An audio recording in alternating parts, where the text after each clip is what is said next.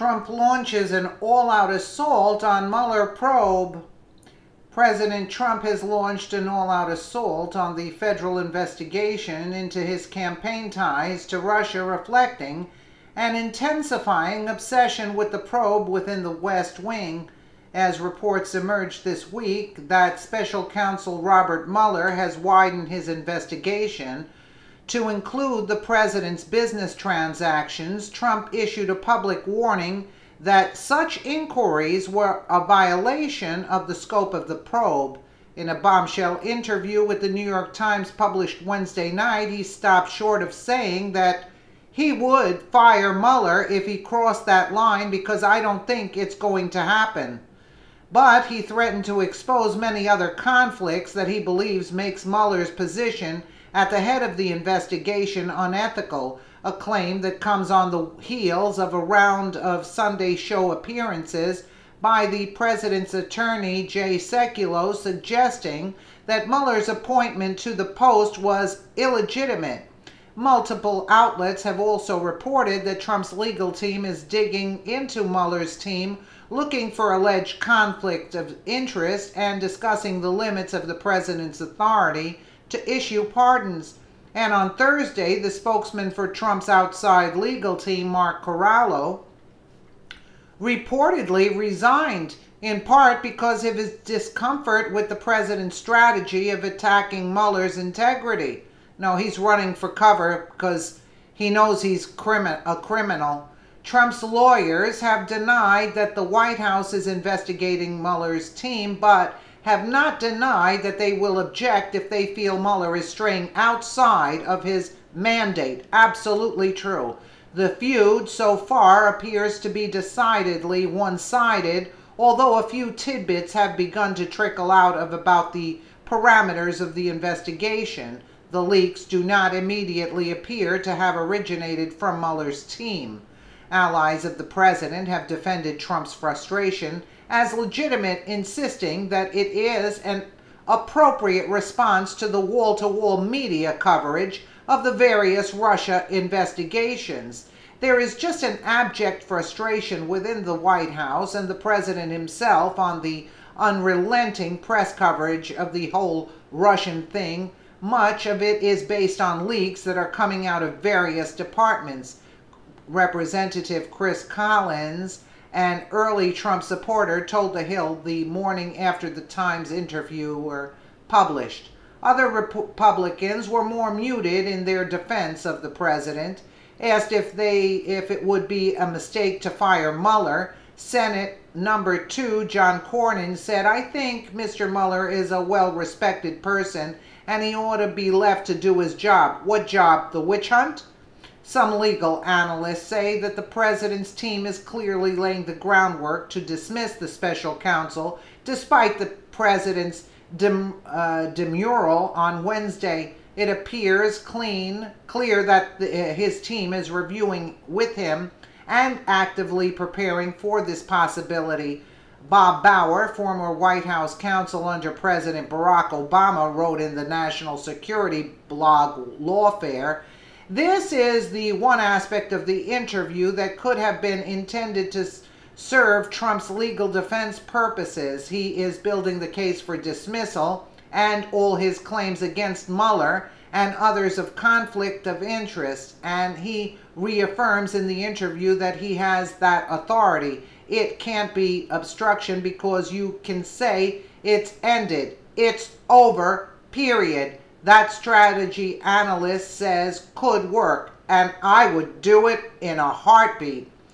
Even if Mueller's team conducts its investigation in a manner beyond reproach, the White House will be able to paint the investigation as political, which it is. Democrats were able to successfully leverage this strategy in relation to Kenneth Starr's independent counsel investigation into the Clintons in the 1990s. So in other words, they can get away with it, but Trump can't? Yeah, okay. Others say attacking Mueller and his team could backfire by creating the impression that Trump has something to hide. No, it's just a waste of time.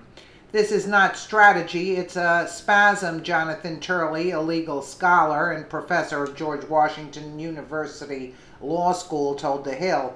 This is a self-defeating tactic. It will achieve nothing but alienating the Justice Department further and creating the appearance of a White House under siege. Yeah, you can keep dreaming.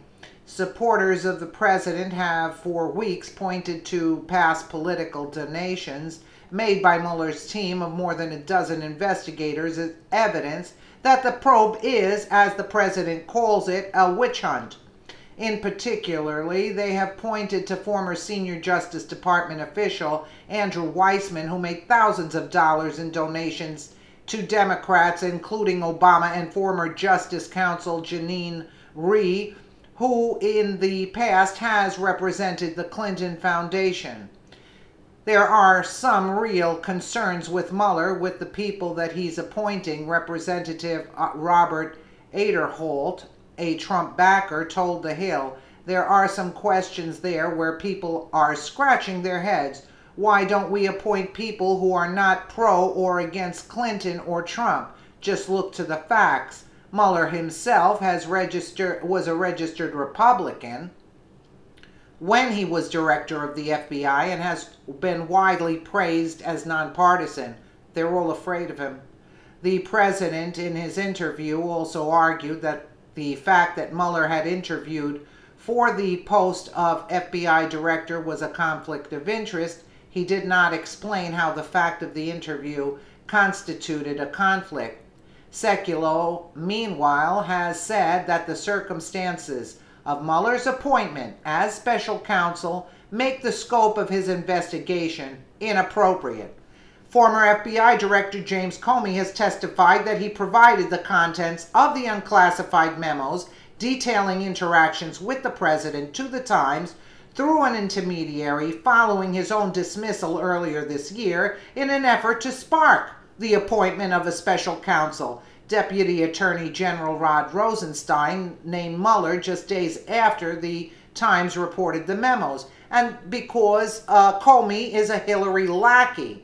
They want to distract Trump from the real issues. And if I was Trump, I'd shut it down. They're going to say what they want to say anyway. You might as well shut it down and show them who's the boss. There's a new boss in town, and then we're going to open up the investigation into Hillary Clinton and the rest of the gang.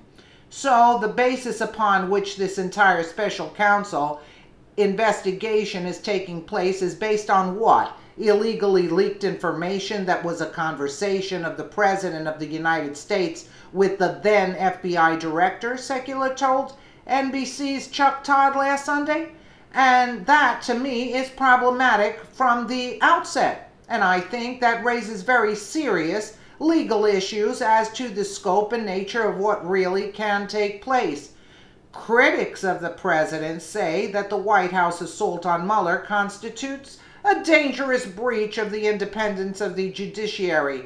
An unchecked presidency, such as that of Richard Nixon or Donald Trump, represents a clear and present danger to the Republic. Really? So Obama and Hillary weren't a danger to the Republic, where Obama just took the Constitution and ripped it apart with his pen, with executive order after executive order.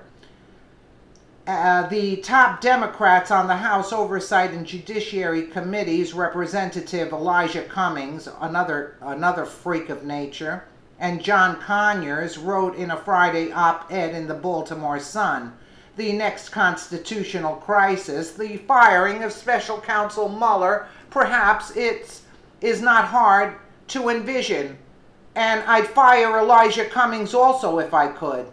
The Deputy Attorney General sought to reassure viewers that the Mueller probe will continue independent of the White House in a Fox News appearance earlier this week, but offered a defense of Mueller's staff that critics called lukewarm at best.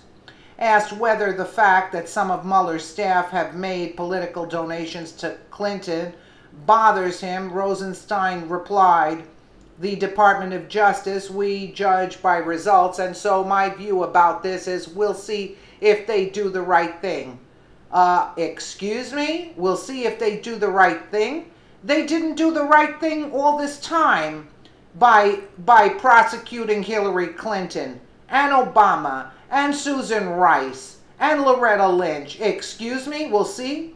So Rosenstein is another worm, so to speak, and there you have it. And if I was Trump, I'd take it down if I had the power, and let the Democrats call whatever they want, because they're not going to stop anyway. So you might as well cut it down and save the taxpayers a lot of money in the meantime, and we'll be happy about that. Let us know what you think in the comments below, and thank you so much for watching.